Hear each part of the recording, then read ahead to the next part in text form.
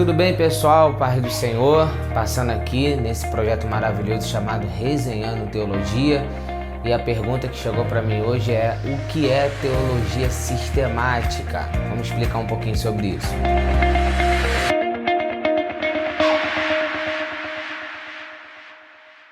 Nos vídeos anteriores eu falei por mais de uma vez sobre teologia sistemática, que eu falei de pneumatologia, falei do Novo Testamento, então surge essa dúvida, é normal, o que é teologia sistemática?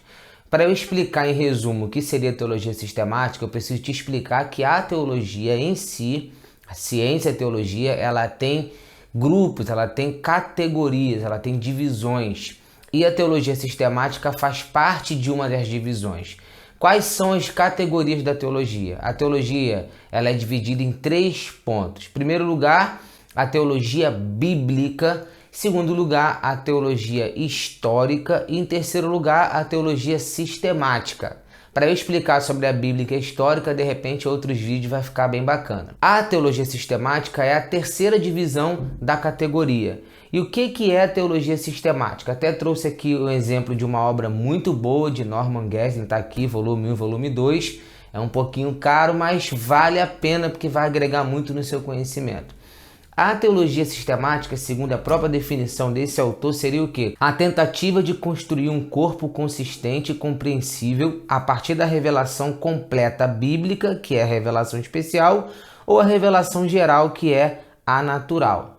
O que é teologia sistemática, então? Para explicar melhor, teologia sistemática é quando você pega os principais temas abordados pela Bíblia, da criação em Gênesis até o fim dos tempos em Apocalipse, e divide esses temas em um grupo ordenado, sistematizado para melhor compreensão. A teologia sistemática, cada tema vai receber um nome a partir da língua grega. Por exemplo, a hamartiologia vem da palavra hamartia, que significa pecado. Então você pega o radical grego ali, o pressuposto grego, e a partir dali junta-se a uma outra palavrinha chamada logia, e aí você forma os temas que vai estudar.